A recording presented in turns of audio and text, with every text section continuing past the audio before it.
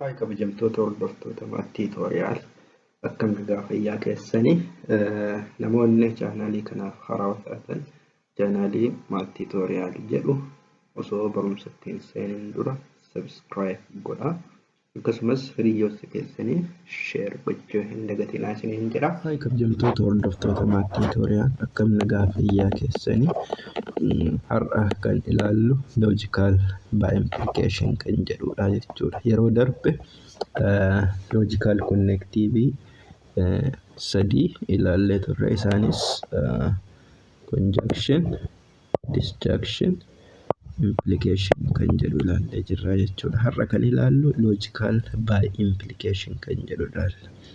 Logical conjunction jechuun maalidha? When two propositions are formed with the connective end. Endaadhaan propositioniin lama endaadhaan yookaan wal quunnamu ta'u propositioniin uumamu sun maal jedhama? Logical conjunction jedhama. Propositioniin lama horiidhaan yookaan wal quunnamu ta'e propositioniin uumame maal jedhama? Logical disjunction jedhama. Propositioniin lama implies yookaan wal quunnamu ta'e propositioniin haarofti uumame sun maal jedhama? Logical implication jedhama.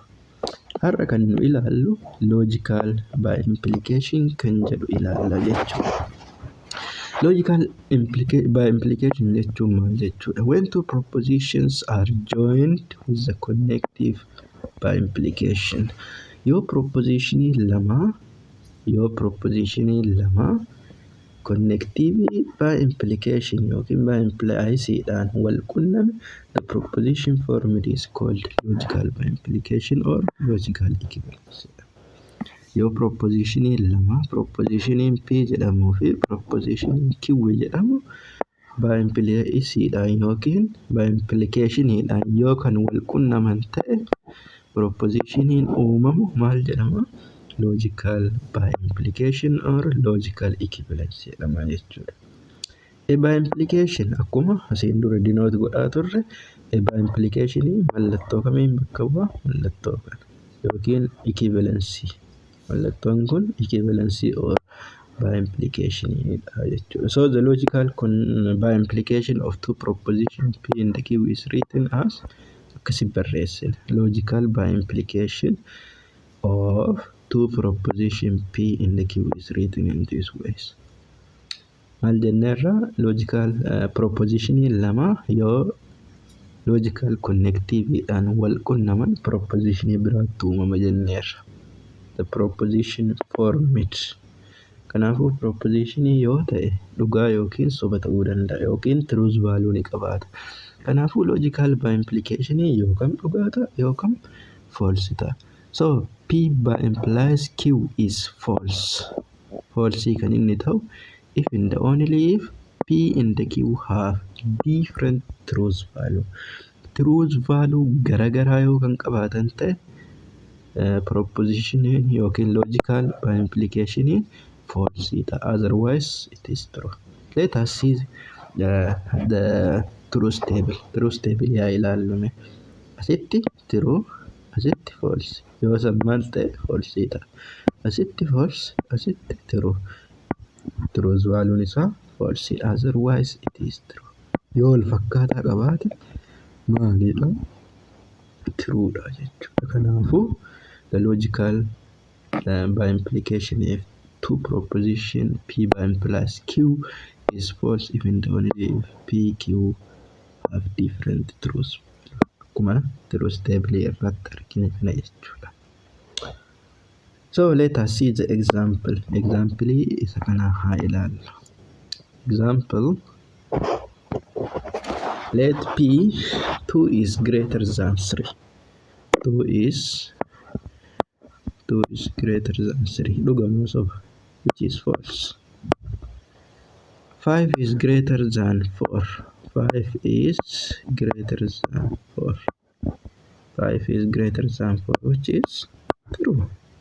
Kanaafuu then P bi-implies Q yoo barreessu asitti bakka P maal buusna? 2 is greater than 3.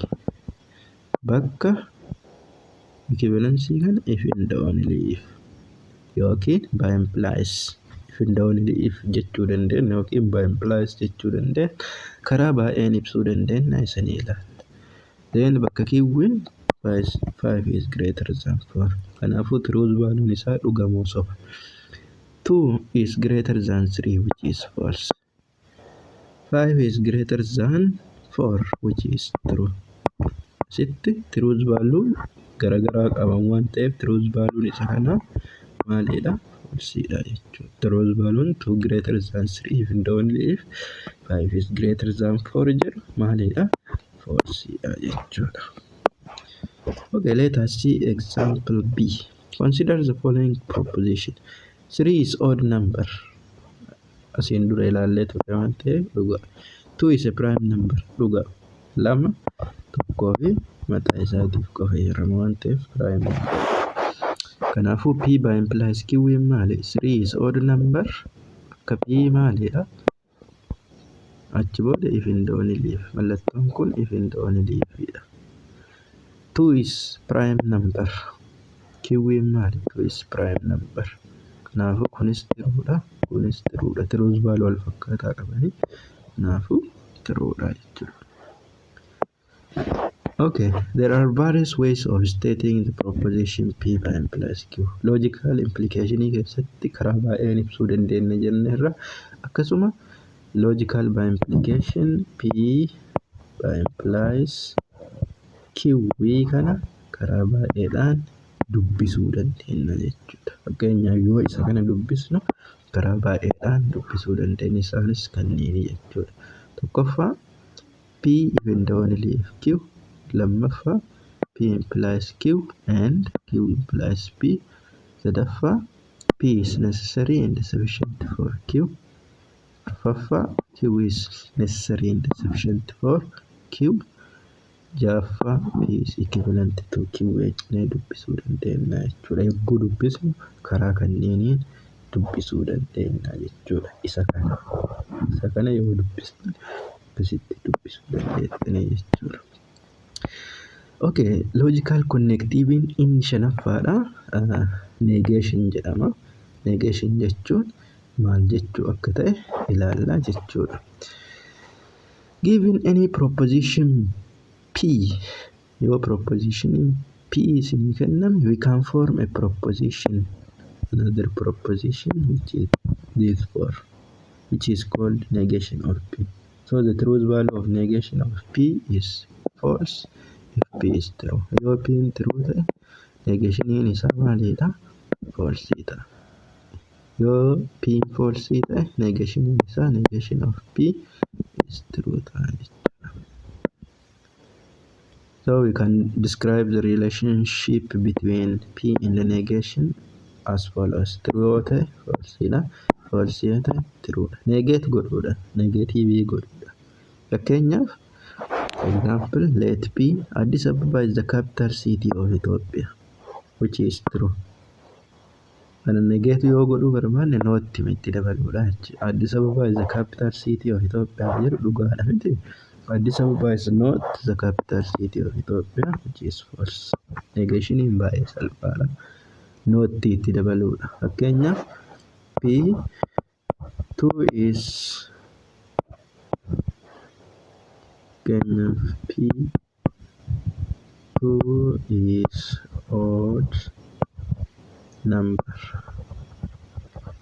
number yoo jedhe, which is a proposition. Negation of P malta, negation of P2 is not odd number jennaan jechuudha. Akkas negation isaa. Okay, har'aaf asuma irratti dhaabna. Logical connective shantu jira. Isaan hundi isaa barumsa darbe keessatti discuss gooneerra. Isaanis maal fa'a? Logical conjunction, mallattoo kan bakka bu'a. Mallattoo kan logical disjunction, mallattoo kan logical implication, mallattoo kan logical by implication, mallattoo kan and negation jechuudha. Logical disjunctioniin maal jechuudha? Logical conjunctioniin endaadha. when two propositions are joined with the connective end. Proposition lama yoo endaadhaan wal qunname proposition uumame sun maal jedhama? Logical conjunction jedhama. Logical disjunction yoo proposition lama oriidhaan wal qunname proposition uumame sun maal jedhama? Logical disjunction jedhama. Inni sadaffaadha logical implication jedhama.